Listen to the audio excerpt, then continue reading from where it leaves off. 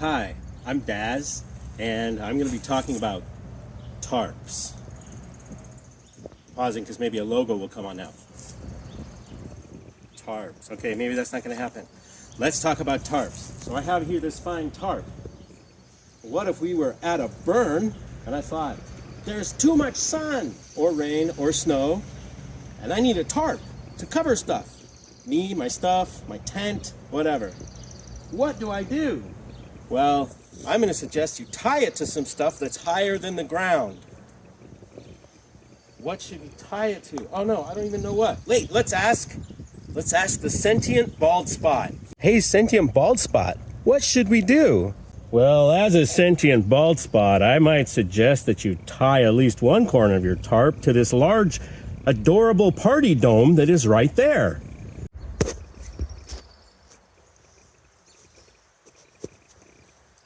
Handy!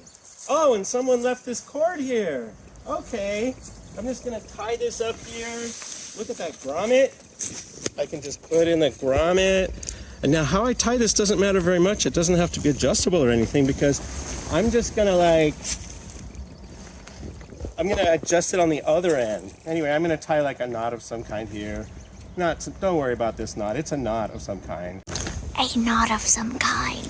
Okay, can you show that tarp and how it's like one end is on the dome and the other is on that large and natural tree over there that is not artificial at all? It's just a tree. A large and natural branch. Okay, now what do I do? I've got this rope and it's, what? I don't understand. What? Oh, I'll tie it here. How should I tie it? Well, as a sentient bald spot, I must say that a simple cow hitch would be one of the best choices. Just tie this in a knot with a loop. So the way you do that is you make a loop and then treat the loop as one piece of string and just tie like an overhand knot like that. But that's an extra one. Anyway, I already had this one. So a cow hitch is when you just put a loop through a loop, but then there's something in the middle. So let me show you. I'm gonna stick this loop through this grommet. Through the grommet. And then I'm going to stick the whole rest of the rope through the loop so that it can't go anywhere. It's not a very long rope, but it's there. It's a rope. There. And then, see, that's a cow hitch. I mean, it doesn't really matter which side's up or down or whatever. It just matters that it doesn't go anywhere. Maybe I'll get obsessive and put it around the corner. I don't think that's actually important. Okay, we've got a cow hitch. All right, so what kind of rope should I use? Well, there's a lot of options. I mean, if you get this kind of fancy stuff, it's pretty nice. This is just like hardware store rope. It's great. We're not doing heavy duty stuff, so you can do this kind of stuff. I really love this. I got from an outdoor store. Those little flecks of gray in there. Like if you're shining your headlamp on this at night, they just really look like neon lights in your face. Doesn't help anybody else. It just mostly reflects back at you. But it's nice so the people with headlamps don't trip over your ropes. That's great. Nice and tough. And then sometimes people might ask, what about paracord? Now, it usually comes in rolls, but you know, it's kind of like fat shoelaces type stuff. It's everywhere. It's fine. For stuff like this, it'll be fine. It stretches a little bit. Like if you get 20 or 30 feet, you'll notice a couple inches of stretch. But it's not infinite stretch. All it means is you'll have to go tighten up your cords once or twice later after you put them out. It's fine too. I suppose any of this could break in a big enough wind because your tarp will act as a sail and there will be thousands and thousands of pounds of force yanking it, but probably it'll just yank your stake out of the ground and your tarp will flap in the wind and start tearing itself to pieces. Anyway, we should try to avoid that. So you might wonder just how to tie stuff onto things. I don't think I need the bald spot for this because I know. It kind of doesn't matter at this end because on the other end we're going to make adjustable stuff. You could make this adjustable if you want, but let's see not adjustable. So this is tied to something over there, or I could do that later. I just run this through. That's what the medieval knights said. And then you can do, here, can you get close so you can see this? Then you can do a double half hitch, which is just, it's an overhand knot. So you just go like around and then under. Like that. That's a half hitch. It's just an overhand knot. And you can just do a bunch of them, and it doesn't matter how many, and it doesn't matter what order, just tighten them all up as you go, and that'll work really great. That's half hitches. You can just tie 2 or 3 or 8 half hitches. That works pretty good for tying stuff. It's not really adjustable, but it's pretty effective.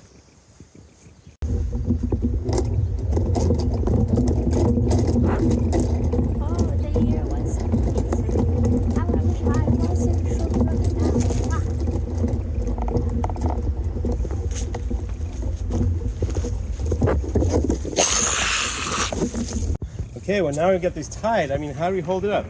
I mean, can I just stand here all day? Can I put it on the ground? I could, but there might not be much space. I know. What about some poles? Poles.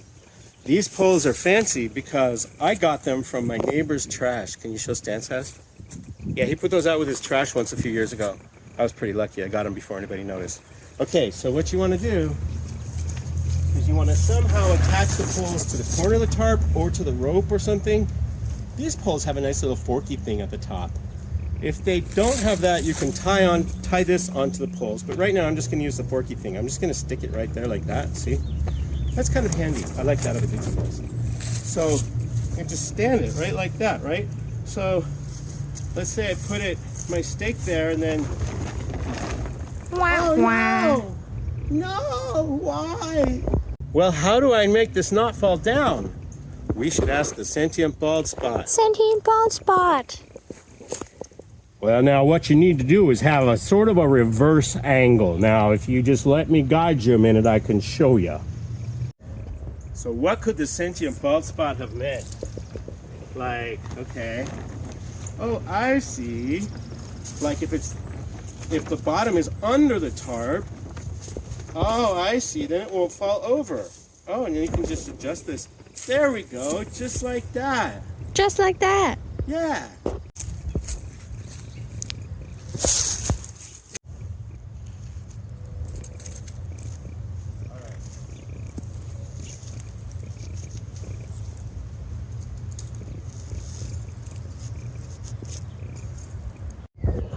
Moss just became very tall. I'm in a tree. That's a lie. Anyway, stakes. Like, we're gonna have to stake this into the ground, kind of like that one over there. So hold that up. I did that one. See how it's angled back and everything? But how do I do this one? Does it even matter what kind of stakes? And how do I anchor them? Don't I need like a hammer? A sledgehammer perhaps? I need something. Well, the type of stake doesn't matter too much. It just has to go into the ground and have something that you can anchor your cord to. Either of those stakes you showed me will be fine. One's a little more delicate. And I don't think you need a hammer or necessarily even a rock, although those are handy. You can just push it in with your foot. But what if we're in Pennsylvania? Well, in Pennsylvania, that's a different story. It's nothing but rocks. You might need a little hammer, or you can probably just find a rock and use it like a hammer. All right, let's follow the advice. So we got that back angled stick thing. Stick stolen from my neighbor's trash. And then I'm gonna like anchor this. Now I don't want it to go straight along this line. I mean, I want the lines to kind of go out from the square here. So I'm gonna pull this real tight over here. And you can go kind of far away. So, I mean, the closer you are, the less stable it's gonna be. So farther is better. So we come over here and show the foot action. Wow, that would just be really different in different places on the internet. Okay, so I'm just gonna put this in here. If you have soft ground with no rocks, you can sometimes do that. Sometimes I have to try a few places. Oop, there was a rock, but I went around it.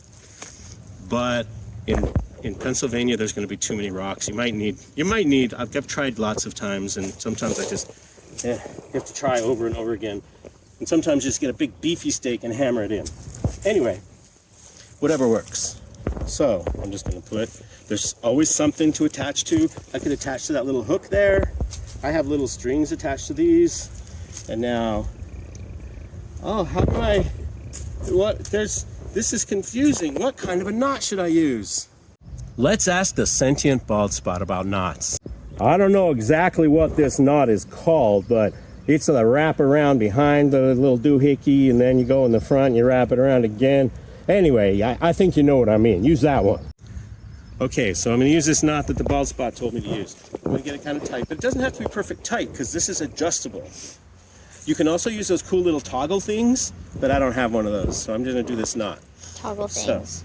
So, toggle things. Are you close enough we can see this?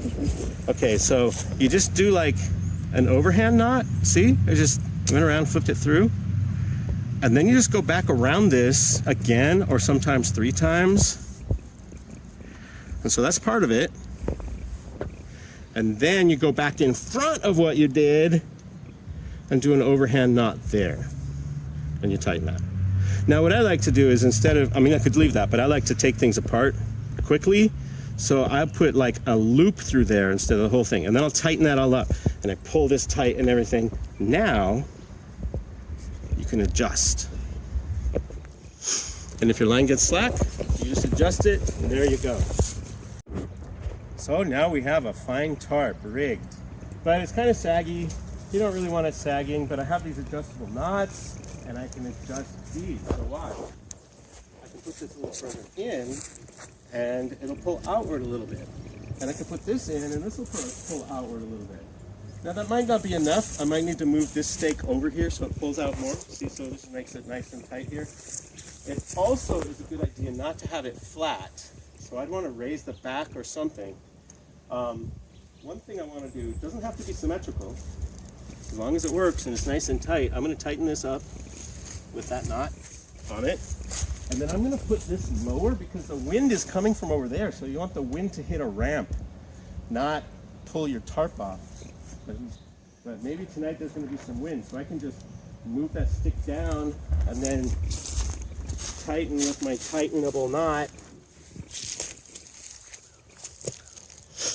And then we can have that corner lower. This is not the most beautifully rigged tarp. I would want it to look like this, and maybe with that a little lower and that higher, because you want one side lower so all the water rolls off. Let's just say we're going to do it like this. We're going to make sure this side is lower so the water rolls off. So this is what's nice to have as many adjustable knots or toggle things that are adjustable as you can, because then you can just go around adjusting things. So I'm going to adjust this thing here too. Adjusting is fun. You should try it. I would like this to be nice and high and that low so that the water rolls off it. You also want the low side where the wind is coming so it doesn't blow your tarp away. Basically that's good. And then I can adjust things in the morning. I can have them pull this up and say, "Good morning, sun," and make it big enough that I can go make some breakfast under there. And then at night I can put it down to protect from the wind and the prying eyes of my creepy neighbors. And then, it's a tarp. Well, I'm Daz, and this has been some kind of a tarp thing that I'll come up with a clever name for at some point. Clever name about tarps.